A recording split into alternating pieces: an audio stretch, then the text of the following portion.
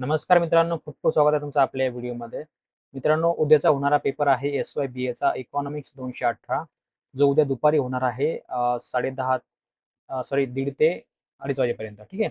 1 ते 2:30 वाजेपर्यंत पेपर होणार आहे. तर त्यामध्ये मित्रांनो आपल्याला जो पेपर आहे इकॉनॉमिक्स 218 याचे आपल्याला IMP क्वेशन्स वगैरे बघायचे आहेत. ठीक आहे. तर मी तुम्हाला थोडेफार IMP क्वेशन्स आज सांगणार आहे आणि ज्यांना कोणाला अजून IMP क्वेशन्स पाहिजे असेल, बाकीच्या विषयांचे पाहिजे असेल आणि तिथे त्यांनी आपलं ॲप्लिकेशन जे आहे प्ले स्टोअरवरती ए टू टॉक परीक्षित अभ्यास, ठीक आहे.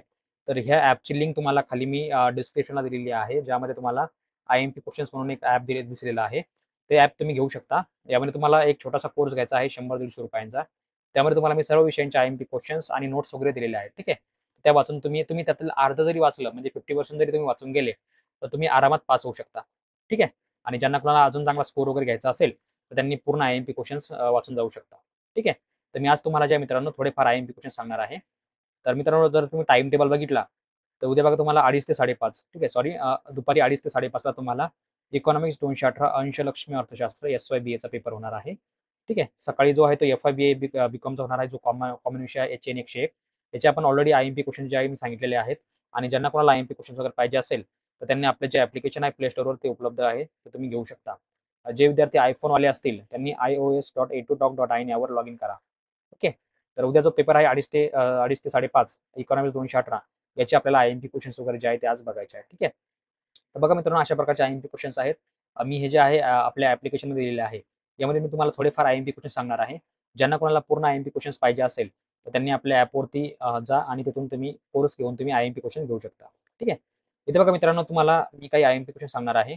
जसं की इकॉनॉमिक्स 218 मध्ये जो कॉमन विषय आहे आणि ज्याच्यामध्ये दरवर्षी तुम्हाला वारंवार जे प्रश्न विचारले जातात ते आहेत बघा ॲडम स्मिथ यांच्या परिचय थोडक्यात लिहायचा आहे. ॲडम स्मिथ कोण आहेत? तर अर्थशास्त्राचे जनक आहेत. म्हणजे काय? इकॉनॉमिक्सचे ठीक आहे. तुम्हाला फादर ऑफ इकॉनॉमिक्स ते जे आहेत ते आहेत ॲडम स्मिथ. तर हे तुम्हाला जे आहे लिहायचं आहे. तर यांच्यावर तुम्हाला 1 किंवा 2 प्रश्न जे आहे उद्या येणार आहे. ठीक आहे. नंतर आहे मागणीच्या नियमांची गृहीते. नियमांची गृहीते. तर याच्यामध्ये बघा तुम्हाला मागणीचे नियम कुठले-कुठले आहेत ते तुम्हाला याच्यामध्ये लिहायचे आहेत. हा IMP क्वेशन आहे. मागणीवर तुम्हाला जवळपास 2 ते 3 प्रश्न दरवर्षी पडतात. ते तुम्हाला याच्यामध्ये वाचून घ्यायचे आहे.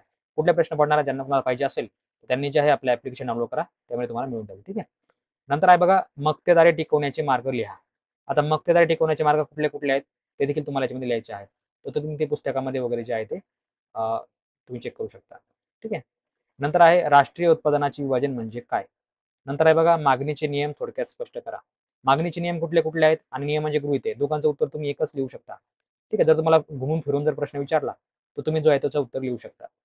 नंतर आहे बघा मागणीच्या लवचिकतेचे प्रकार विषद करा. आता मागणीची लवचिकता कशी आहे मागणीची लवचिकता आणि मागणीचे नियम हे देखील तुम्हाला याच्यामध्ये उत्तर लिहायचं आहे. बऱ्यापैकी तुम्हाला जर उत्तर येत नसेल, तर तुम्ही जे आहे सेम उत्तर सगळीकडे लिहू शकता. ठीक आहे. नंतर आहे मक्तेदारी म्हणजे काय? मक्तेदारीची व्याख्या कुठली? मक्तेदारी कशाला म्हणायचं? ठीक आहे. मक्तेदारीबद्दल तुम्हाला थोडक्यात माहिती लिहायची आहे. तर ती कशाप्रकारे तुम्हाला लिहायची आहे, तर ती अशा प्रकारे तुम्ही याच्यामध्ये लिहू शकता. ठीक आहे. याला मक्तेदारीची व्याख्या वगैरे तुम्हाला विचारला जाऊ शकतं किंवा मक्तेदारीवर तुम्हाला दुसरा कुठलाही प्रश्न विचारला जाऊ शकतो. तर तुम्हाला तो जो आहे लिहिता आला पाहिजे. नंतर आहे बघा भांडवलदारी अर्थव्यवस्था म्हणजे काय? तुम्हाला ते लिहायचं आहे. भांडवल म्हणजे काय थोडक्यात सगळ्यांना माहिती असेल. भांडवल म्हणजे काय थोडक्यात पैसा आणि अर्थव्यवस्था म्हणजे काय थोडक्यात त्याचंच आपण नियोजन करतो. तर हे जे तुम्हाला जे आहे ते लिहायचं आहे. आणि हे तुम्हाला भांडवलदारी अर्थव्यवस्था म्हणजे काय? किंवा अर्थव्यवस्था म्हणजे काय? किंवा भांडवल म्हणजे काय? यावर तुम्हाला कुठलाही प्रश्न घुमून फिरून विचारला जाऊ शकतो. तुम्हाला सर्व प्रश्नांचे उत्तर जे आहे ते लिहिता आले पाहिजे. तुम्हाला हे जे आहे पुस्तकामध्ये तुम्हाला याचं उत्तर सापडून जाईल. तुम्ही पुस्तकामधून घेऊ शकता. नंतर बघा मित्रांनो सगळ्यात कॉमन विषय आहे कॉमन प्रश्न आहे जो दरवर्षी विचारला जातो.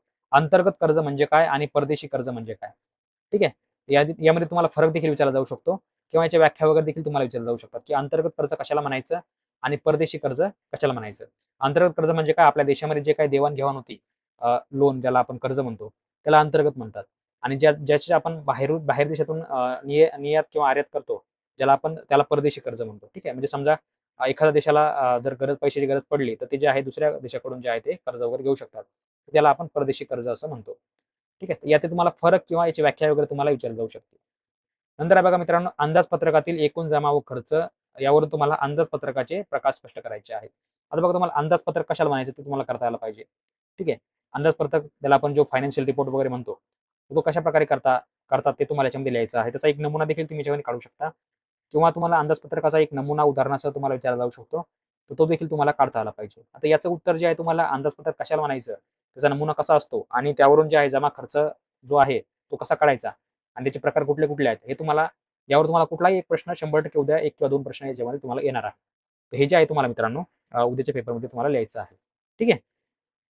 नंतर बघा समोर मित्रांनो तुम्हाला एक प्रश्न आहे, मागणीची लवचिकता म्हणजे काय? जसं की आपण आत्तावरती बघितलं होतं, मागणीची लवचिकतेचे प्रकार आणि मागणीची लवचिकता म्हणजे काय? त्याची व्याख्या, उदाहरण आणि प्रकार. तुम्हाला असा कुठलाही प्रश्न मागणीवरती उद्या 2 प्रश्न येणार आहेत.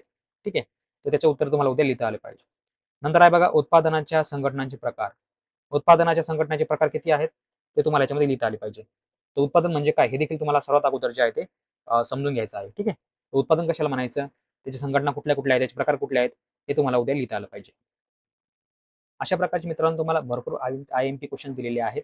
तुम्ही जेवढे दिले तेवढे अर्धे जरी वाचले, म्हणजे आपलं जे ॲप्लिकेशन आहे, यावर तुम्हाला मी भरपूर आय-एम-पी क्वेश्चन दिलेले आहेत. यामध्ये तुम्ही अर्धे जरी आय-एम-पी क्वेश्चन्स वाचून गेले किंवा वाचून गेले, तुम्ही आरामात पास होऊ शकता आणि चांगल्या गुणांनी देखील पास होऊ शकता. तुम्हाला मी जे काही नोट्स वगैरे दिले असेल किंवा आय-एम-पी क्वेश्चन दिले असेल, त्यामधील तुम्ही 50% जरी अभ्यास केला, तर तुम्ही आरामात पास होऊ शकता आणि तेही चांगल्या गुणांनी. तर ज्यांना कोणाला आय-एम-पी क्वेश्चन्स वगैरे पाहिजे असेल बाकीच्या विषयांचे, कारण अजून भरपूर विषय बाकी आहेत.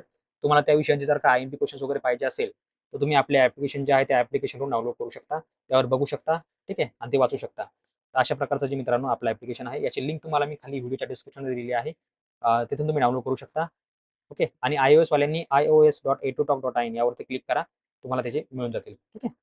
नंतर आहे मित्रांनो समोर बघा मक्तेदारी संघटनांचे अल्पकालीन प्रकार. आता मक्तेदारी संघटना कशाला म्हणायचं? अशा प्रकारचे प्रश्न आहेत, ते तुम्हाला याच्यामध्ये वाचायचे आहेत. यामध्ये मित्रांनो तुम्हाला एक गोष्ट लक्षात आली असेल, मागणीवरती जवळपास 4 ते 5 प्रश्न आलेले आहेत. म्हणजे याचा अर्थ उद्या तुम्हाला 2 ते 3 प्रश्न जे आहेत, मागणीवरती येणारच आहेत. नंतर आहे बघा मित्रांनो अंदाजपत्रक कशाला म्हणायचं? भांडवलदारी अर्थव्यवस्था किंवा अर्थव्यवस्था कशाला म्हणायचं? अंतर्गत कर्ज, परदेशी कर्ज कशाला म्हणायचं? त्याचे प्रकार कुठले-कुठले आहेत? ठीक आहे. त्याला किंवा त्याला कशाप्रकारे घेतलं जातं, त्याची व्याख्या तुम्हाला लिहायची आहे. नंतर आहे बघा मित्रांनो याच्यामध्ये सगळ्यात कॉमन विषय म्हणजे ॲडम स्मिथ.